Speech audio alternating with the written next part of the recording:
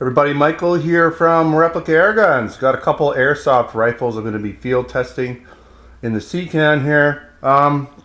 It's been a bit of a tough day. I'm actually using a different setup camera-wise. One of my cameras decided to die. I thought it was just the high speed option on it last time I did a video, but apparently the camera is stuck in a mode that doesn't allow for video shooting. So pictures aren't going to help us here today. I need video, so I've taken the camera that I normally have up front, so when I walk up you can kind of see me. It's my action camera, Sony, and it's right on the basically on the display here. So we're going to be using the Sony action camera to capture, like for instance, the screen here and the target when I do the actual target shooting. So what do I have here today? I have a couple ASG guns. They're the CAA M4 series. I have the Proline and the Sportline models. The differences are basically you got metal, a lot more metal in the Proline. Probably some internal improvements, but I'm not really exactly sure on that. But I did notice that there was a couple things different in the way that the mechanics seem to feel and work. And then you have the Sportline model, which is more of a composite, nylon or polymer. They look pretty much the same, but they feel a lot different in the hand because your polymer version is going to be about 5 pounds versus 7 pounds. And we have the two-tone here. We have the tan, the desert tan color, standard color. Also the mags are a bit different.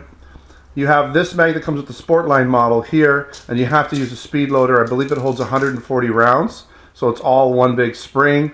And then you have your standard, where you actually have to keep going with the spring here version of high capacity. I believe it's 360 round mag. They may be interchangeable because they look like they'd fit each other's guns, so you could maybe interchange them. Both guns do come with some accessory rail add-ons for the bottom here, so you can add on a rail there if you need to. They both have pop-up sights. They both have adjustable stocks. They're going to shoot around 110 to 120 meters per second, whatever that works out to. I guess that's close to 400 feet per second. 110 is 361. So these guys are spec'd out to be 120, and this one is checked here to be right in the 111 to 115 range. So we'll see what we get, okay? Now we do have them in our Canada Replica Airgun store. You're going to look around $250 for the stripped down sport version. Stripped down, I say, it looks and probably is going to function very similar. I am not going to be shooting this gun, the Sportline one, in this video. I'm just going to be shooting the Proline because I want to make two separate videos for the shooting portion because I have to switch batteries and stuff in them and all that kind of stuff. Anyways, the Sportline version, you're looking at more like over $600 to $700, depends on. I think right now we have a little bit of a discount. It's about $650, but it could be as high as $700. So definitely a more premium product. I will hopefully do a quick tabletop or at least sort of a quick video showing them up a little closer. But for now, I want to just get the shooting video underway. Okay, so let's do this. So we're going to just start off with FPS here. I guess I need some ammo. Okay, let's just see if we can get some rounds down on target and see if we can get a few through the Chrony. 387. I can barely see it. 392. 392 again, it looks like. Maybe it didn't read. There we go. 392 again. Shot 5, 392. So very consistent.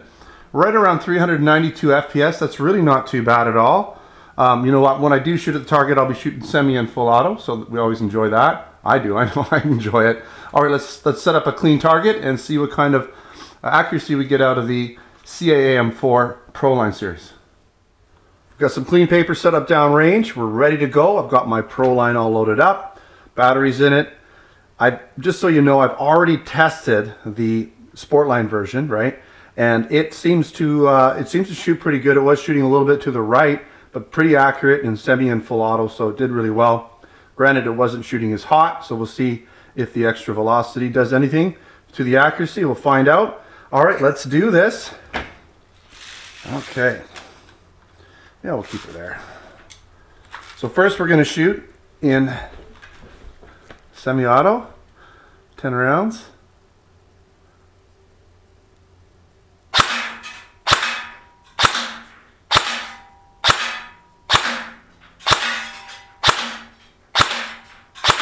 All right, pretty easy to shoot quick. You just kind of keep everything exactly still, and that's usually what you're going to get.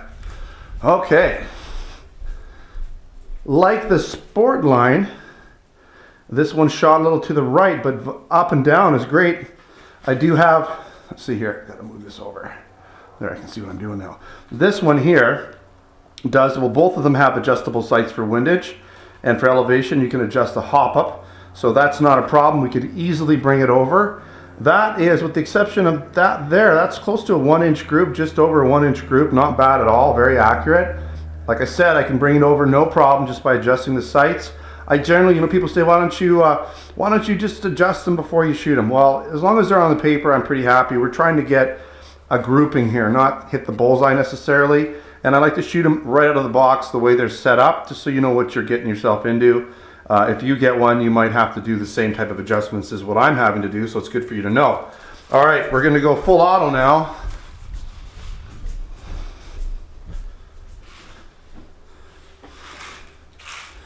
And we'll rewind this a little bit. I noticed that the wind-up wheel is very countersunk. A lot of them stick out a lot further. They're a little easier. You almost need to use your fingernail, if you have any, to wind this. So we'll see what we get. See how many rounds we get before she needs rewinding anyways. Okay. This should be, I'm going to just shoot just slightly to the left. Hoping not to hit my camera though.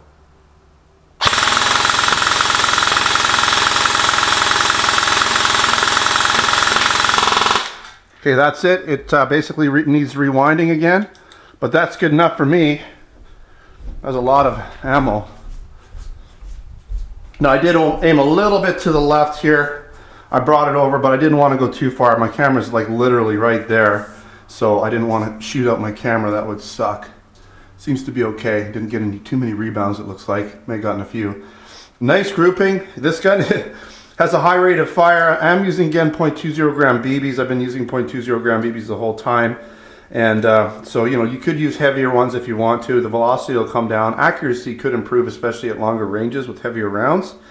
So keep that in mind depending on the distance you're shooting at. Close range, we're obviously getting good accuracy. Not a problem. Velocity's, up there too. So pretty decent performer. By the way, the batteries I've been using for these guns, I haven't mentioned it, are 11.2 volt, like a LiPo battery. That's why it's the rate of fire is up there. It's not going to really affect velocity, but it will affect the rate of fire. All right, make sure to check these guns out. Both of them, the Proline and the Sportline, out against they're both at very extreme ends of the price range, but both are going to perform similarly, as you'll find out in the next video when I release it for the Sportline. It does shoot pretty good, just a little lower velocity.